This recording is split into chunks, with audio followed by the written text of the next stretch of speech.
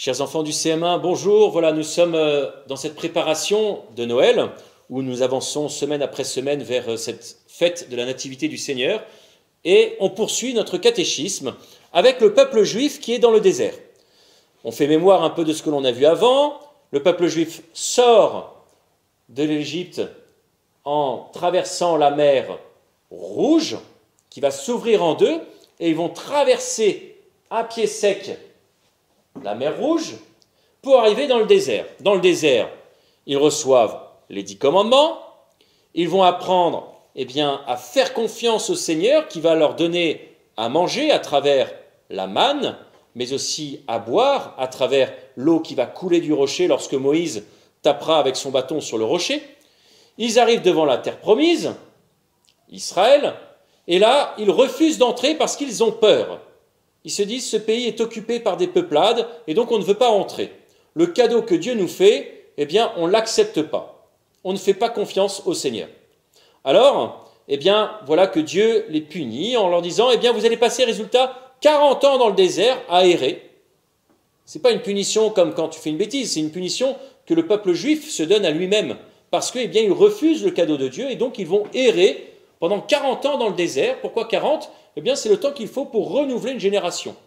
Et voilà qu'au bout de 40 ans, le peuple juif se retrouve devant le Jourdain. Je t'ai fait une petite carte. Le désert, Israël, Jérusalem, Bethléem, Nazareth. Et il se retrouve devant le Jourdain, qui part de bien plus haut, qui arrive devant le lac de Tibériade, qui descend, pour arriver sur la mer Morte. La mer Morte, pourquoi on l'appelle comme ça ? Parce que la mer Morte, elle est chargée en sel, il y a beaucoup de sel, et donc quand tu vas te baigner dans la mer Morte, tu flottes, tu n'as même pas besoin de nager, tu flottes. On ne peut pas s'enfoncer, parce qu'il y a tellement de sel que tu es soutenu par le sel. Et autour, il n'y a aucune plante, parce qu'il y a du sel partout, et le sel empêche l'herbe de pousser. La mer Morte, le lac de Tibériade, là où Jésus appellera ses disciples. Et donc ils descendent, ils arrivent devant le Jourdain. Et ils sont bloqués. Ils sont bloqués parce qu'ils sont devant le Jourdain. Et Josué, qui a pris la place de Moïse, la suite de Moïse, va dire « Moïse est mort. Maintenant, debout », il s'adresse au peuple juif.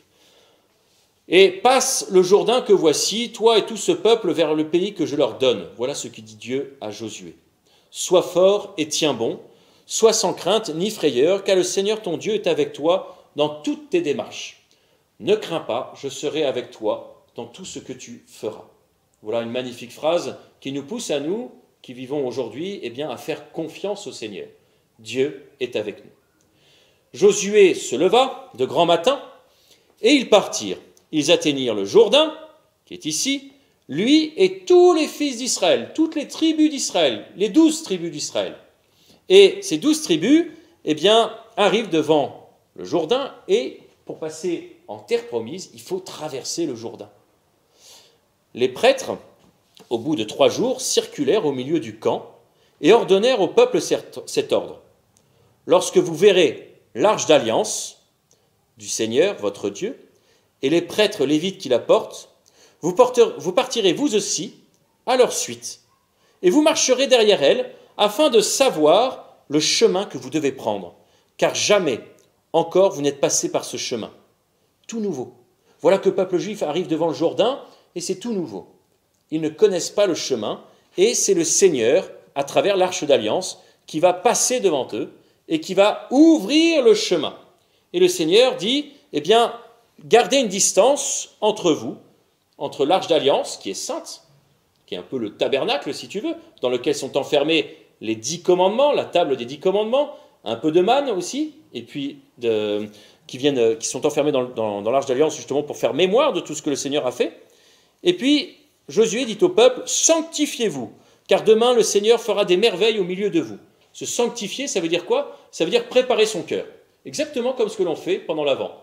On prépare son cœur à la venue du Seigneur. Le peuple juif, avant d'entrer en terre promise, ils vont se sanctifier, préparer leur cœur, demander pardon pour ses péchés, rendre grâce au Seigneur, prier, voilà, autant d'occasions de se sanctifier. Et puis, Josué va dire aux prêtres, portait l'arche d'alliance et passait en avant du peuple. Quand le peuple leva le camp pour passer le Jourdain, les prêtres portaient l'arche d'alliance en tête du peuple. Or, le Jourdain coulait à plein bord pendant toute la saison des moissons. Dès que les prêtres qui portaient l'arche furent arrivés au Jourdain et que leurs pieds touchèrent l'eau, les eaux en amont s'arrêtèrent et se dressèrent comme une seule masse sur une grande distance, et les eaux d'aval, ceux qui sont vers le bas, achevèrent de s'écouler vers la mer Morte. Le Jourdain s'ouvrit. Exactement comme pour la mer Rouge. On est entré en traversant la mer Rouge à pied sec pour entrer dans le désert. Josué a le même pouvoir que Moïse. Il est capable, avec la grâce de Dieu, d'ouvrir le Jourdain pour traverser à pied sec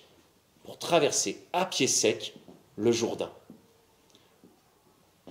Traverser à pied sec, ça se dit passage, ça se dit Pâques. On a célébré la Pâque lorsqu'on a été libéré de l'esclavage. On célébrera la Pâque lorsque, on traversera le Jourdain, passage, pour symboliser l'entrée en terre promise. Alors, les prêtres qui portaient l'arche d'alliance du Seigneur restèrent au milieu du Jourdain, et tout Israël traversa à pied sec jusqu'à ce que toute la nation eût fini de passer le Jourdain. Alors le Seigneur dit à Josué, « Choisissez 12 hommes parmi le peuple, un homme par tribu. 12 tribus, un homme par tribu. Et donnez-lui cet ordre. Enlevez d'ici, du milieu du Jourdain, là où se sont posés les pieds des prêtres, 12 pierres que vous emporterez avec vous et déposerez au bivouac où vous passerez la nuit. 12 hommes qui passent pour récupérer les 12 pierres et les déposer au bivouac, comme pour se souvenir. Tu sais, un peu comme quand tu apportes un cadeau. Tu apportes un cadeau, tu prends, tu vas dans une région, tu apportes un petit souvenir. Ces pierres-là sont plus qu'un souvenir, parce qu'ils vont prendre les 12 pierres, et avec ces 12 pierres, elles seront là justement pour faire mémoire. Et donc, quand un petit juif, un petit enfant, verra ces 12 pierres, il dira, « Papa, pourquoi il y a 12 pierres ? Pourquoi il y a 12 pierres ?» À ce moment-là, le père de famille pourra, raconter l'histoire du passage du Jourdain par le peuple juif à pied sec. Il dira, ces pierres, que sont-elles pour nous ? C'est que les eaux du Jourdain se sont séparées devant l'arche d'alliance du Seigneur. Lorsqu'elle traversa le Jourdain, les eaux se sont séparées. Ces pierres sont un mémorial pour Israël et pour toujours. Un mémorial, c'est un monument. Et donc, le passage du Jourdain, passage de la mer Rouge, passage d'une génération à une autre, et voilà ce que nous célébrons à travers la traversée du Jourdain.